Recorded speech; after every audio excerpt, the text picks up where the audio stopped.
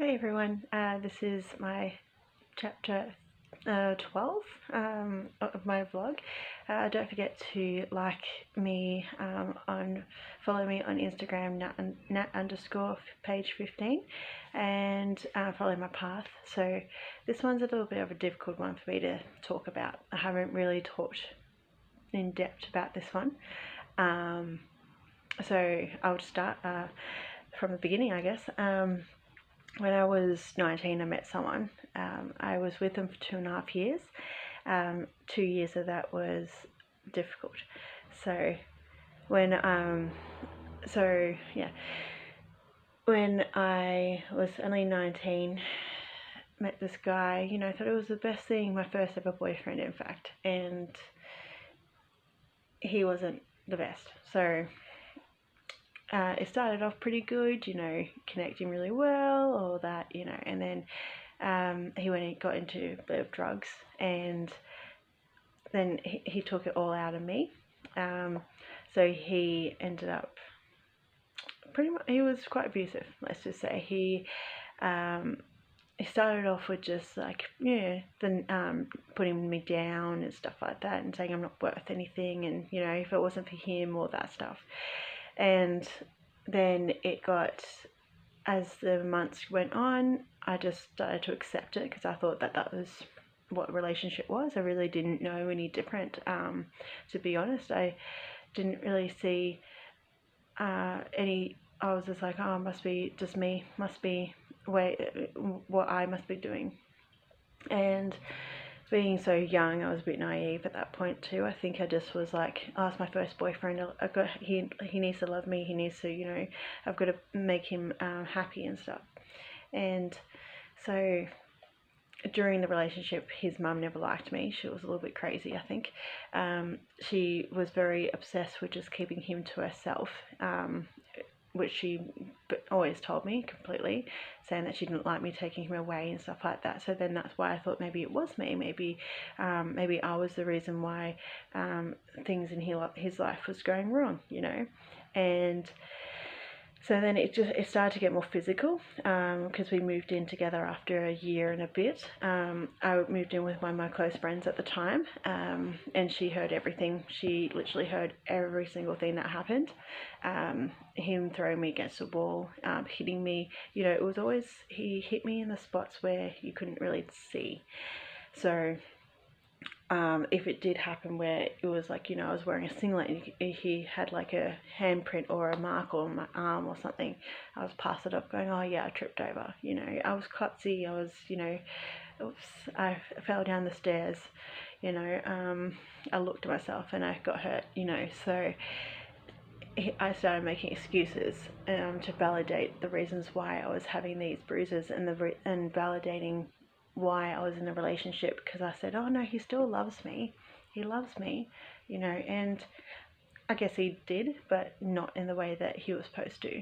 Because if he really did love me, he wouldn't have treated me like that. And then it just kept going on. The drugs kept getting worse, and he was just getting into the wrong kind of hit with the wrong kind of people. And there was this one night where we went out. I haven't really actually spoken about this in only once, so it's a little bit much, but I'm going to do it because I'm strong. I'm going to speak up and say that this is not right. So one night we went out and we were drinking. I drank. He drank a lot and had some drugs on the side as well. And when we were going home, I didn't want to leave because I was having fun, but he wanted to get home.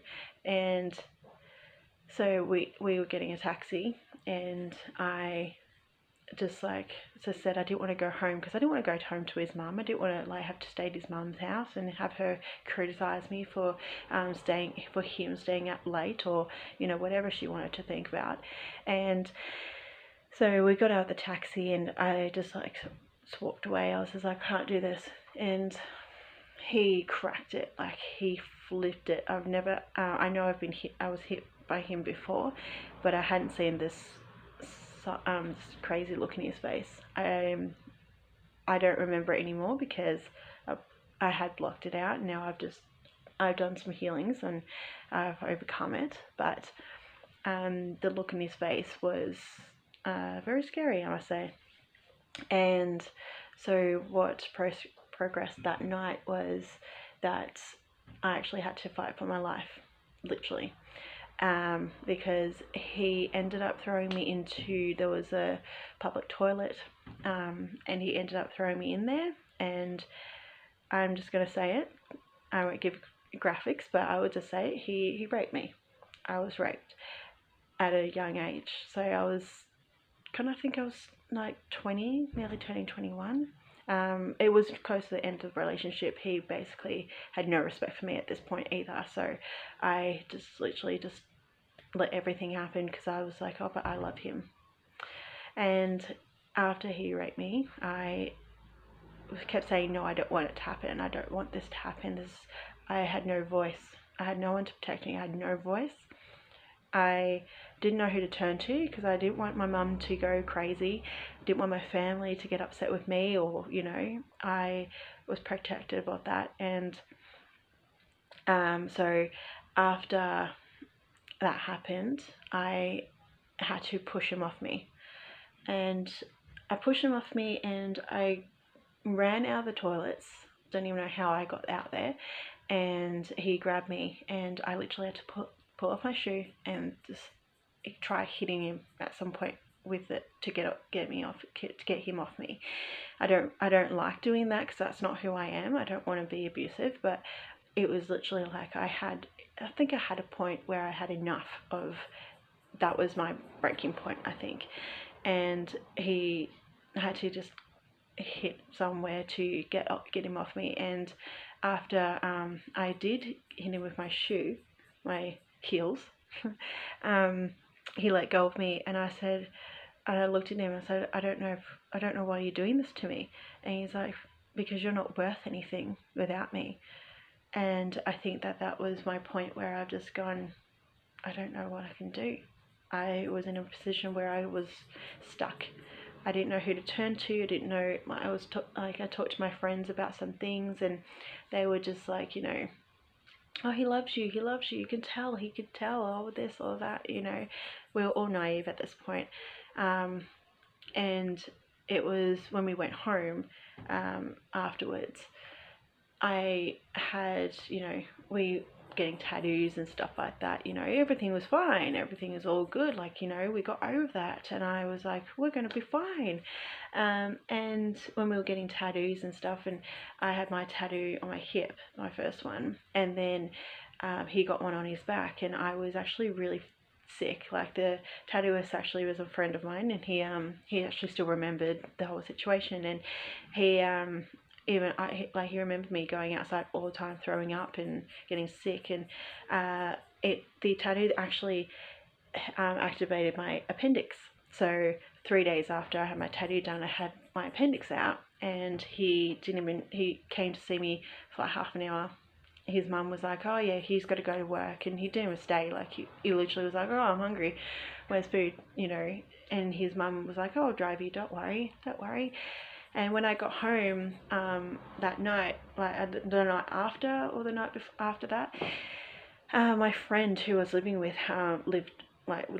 she actually looked after me, holding my hair back, and, you know, and when I was throwing up and stuff like that, you know, she even took me to the hospital, like to the doctors, and my mum came, you know, running in like a crazy woman because she was so stressed about what happened. And so, long story short, that part, when I got home after the hospital, we got into a fight again, you know, and this was a breaking point for my friend, seeing what happened, because she walked in and he literally punched me in my scar. And I had only been out of hospital like 2 or 3 days, and she flipped it. And after that, my mum even came to pick me up to go to lunch, and she was like, what's going on? Everyone's going crazy. And I still didn't even tell her what was going on. Still didn't tell my nana, even though my nana, I think, knew. I think she definitely knew what was going on, but she didn't want to say anything. She didn't want to push me away. And when it all happened, because he actually ended up dumping me for another girl. I said it's not going to last. I never did, of course. But after it all happened, my mum, I think I ended up telling my mum about the rape, but I don't know. I knew I told her about the abuse, but I don't know if I went to that point. But I know I told my Nana, and she was, a small little lady, such a lovely lady. Still is. She's still such a lovely lady. And she literally was like, I will hurt him. And I was like, Nana, don't even. It's fine. We're fine. And I think after that, I bottled that up so much to a point where I couldn't talk about it. I was a victim of that, and I think that's where I started to become more of a victim, because I made, like, if somebody was aggressive towards me, instead of standing up and saying, get lost, who are you? No, I would go, oh no, but my ex did this, and no.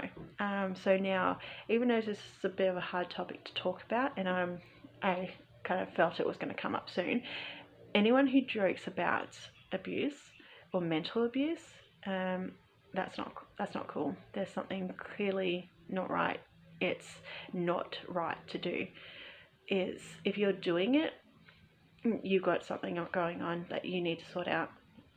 And if you're in that position where you were a victim like me, be strong and know that it's not you. Know your worth and know who you are, to stand up and go, I deserve better than this. Don't be my little naive 19-year-old saying, oh, I love him, he needs to love me. No. I know that you need to be able to stand up for yourself. I know it's going to be hard, but there are people there to help you. If I went to my mum and talked to her about it, she would have just got me out of that situation. And I waited till the really bad end to happen. And I don't even know why I didn't tell my mum, but tell someone. There is always someone to help you. If you can't get anyone to help you, go to the police, because abuse is not right, mental or physical.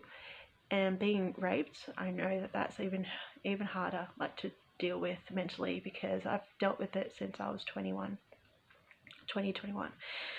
And I've let go of it. I'm letting go of it, and this is why I'm able to talk about it now, because I need to be able to let people know that this is that people go through these things and people think it's right.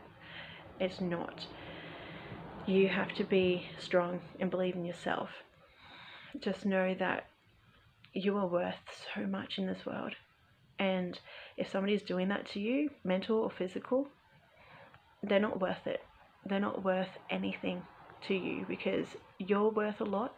And if they can't bring up to themselves to your worth, you just got to leave them. And I know it's hard, easier said than done. I had the feelings. I was like, oh, I love this guy. He's not, I don't know why he's not hurting me, but you don't have to put up with it.